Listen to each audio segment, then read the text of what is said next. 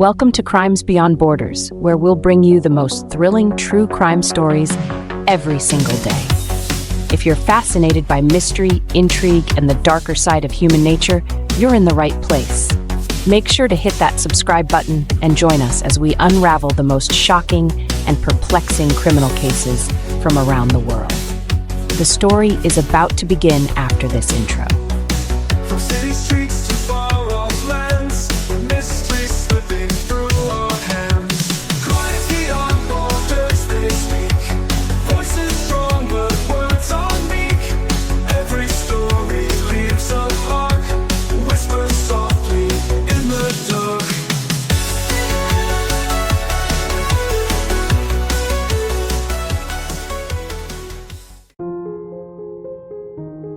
Our stories at first are made for ourselves, to comfort us, to help us sleep, and to learn. Along the way, they become a part of our journey, teaching us English and fueling our passion for true crime. So, listen carefully, and if you're about to sleep, close your eyes. Let's begin.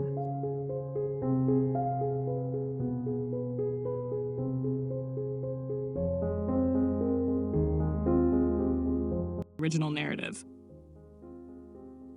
He sat in the corner booth of the dimly lit diner, his gaze resting on the chipped porcelain coffee cup that sat between his hands.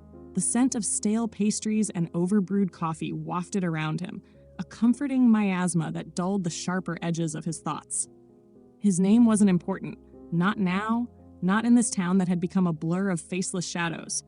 Here, he was nobody. And for now, that was precisely how he needed it to be.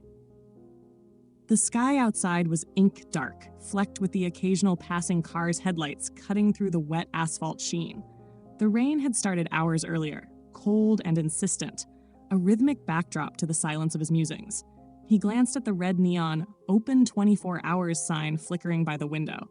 It cast an irregular glow across the stained Formica table, distorting his reflection, twisting it into something almost unrecognizable. He exhaled slowly. Another. The waitress, her voice a rasp from too many long nights and unfiltered cigarettes, interrupted his reverie. He nodded, silent, eyes tracking her as she shuffled away. No one in the diner would remember him tomorrow. He had learned to blend into the anonymous fabric of restless cities, leaving impressions as faint as footprints on shifting sand. But tonight, the anticipation gnawed at him with a hungry persistence. This town was different. This time, he had prepared meticulously. The target. Wasn't that what they always called it in those true crime shows? He thought it sounded clinical, detached. To him, she was simply her. Someone whose existence flickered like a fragile candle in the suffocating dark, begging to be snuffed out. The reasons, the motives, they were locked tight in the cobwebbed attic of his mind, a place he rarely ventured into himself. All that mattered now was the meticulous plan that had been laid out step by step, each movement rehearsed 100 times over in the silent hours of the night. The prelude to chaos. Earlier that evening, he had stood under the eaves of an old bookstore, its once inviting sign now faded and cracked. The streets, glossed by the rain, reflected distorted versions of reality, light warping through the rivulets that snaked down the pavement. It was there that he watched her, his eyes following the practiced, unworried gait as she weaved through the crowd of late commuters. Her name, he never spoke it aloud, even in the privacy of his solitary moments. Names gave weight, substance. They humanized the objective. And yet, as he observed her, tracing her movements as she checked her phone and chatted with an unseen friend, a pang of something unidentifiable gnawed at the back of his mind.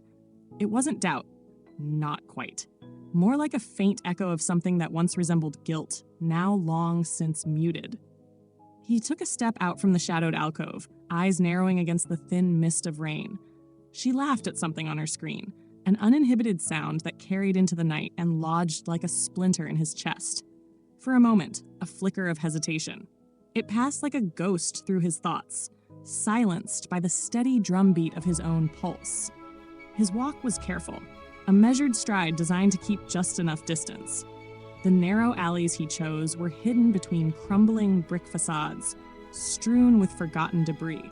They wound like veins through the city's heart, places where streetlights faltered and the city's indifferent eye looked away. He knew them well, these passages where reality frayed and shadows deepened. She hummed as she walked, the sound a melodic whisper beneath the street's occasional hiss of distant tires on wet asphalt. The sound twisted his insides, a mingling of anticipation and a gnawing emptiness. Each step brought them closer to the old park, a place chosen not for convenience, but for its history. Years earlier, it had been a haven for drifters and addicts, a shunned corner of town that now wore the mask of renovation, though the ghosts had never truly left. He crossed the threshold of cracked iron gates, the park silent but for the rain whispering against the broad leaves of sagging oaks. The bench he marked as his destination sat at the park's edge, rusted and weary, a reminder of forgotten souls who had lingered there before. She hesitated, perhaps sensing the change, the stillness in the air that often prefaces a storm. But it was too late. The stage was set. The moment. He moved closer, the tension in his muscles coiling tight as a spring. She paused, one hand still clutching the phone while the other reached into her pocket, perhaps for her keys. His breath slowed, each inhale deliberate, measuring the seconds that stretched between them. The world around him blurred, everything but the silhouette in front of him falling away into an undefined haze. This was the crux, the threshold he always stood before, the heartbeat before the final plunge. The attack, when it came, was as swift and mechanical as a predator's lunge. She gasped, an intake of breath cut short, eyes wide with confusion that dissolved into terror. His knife found its mark, the blade sharp and unforgiving, slicing through the layers that separated life from death. The scene froze for him, an eternal snapshot burned into the marrow of his being. The rain, relentless and impartial, washed over them both, blending the dark crimson with the cold sheen of water until it was impossible to tell where one ended and the other began.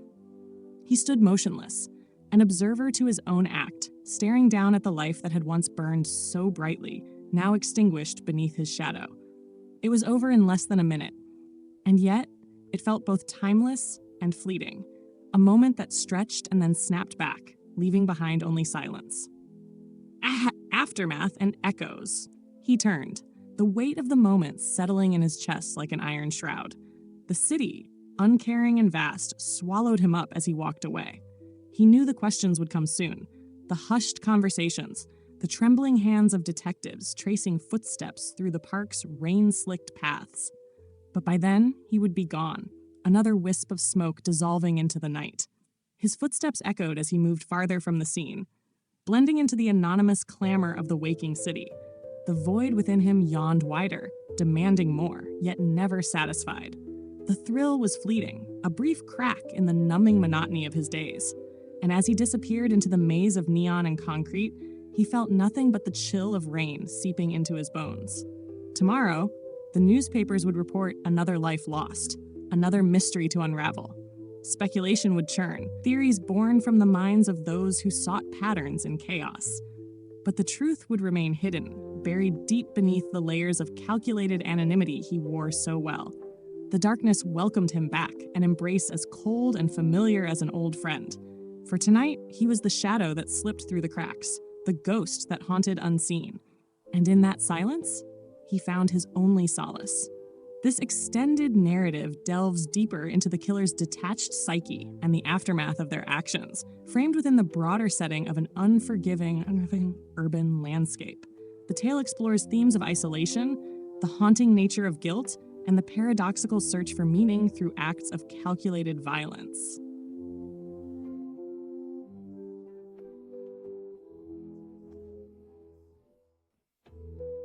The story has come to an end, but stay relaxed.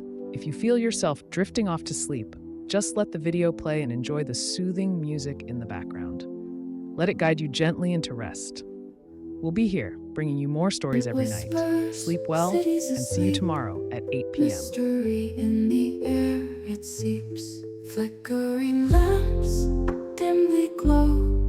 Secrets hidden where few will go.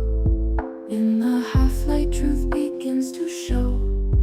Unseen forces pull and tow. Windows shut, curtains drawn tight. Lonely figures melt in the night. Echoes fade out of sight.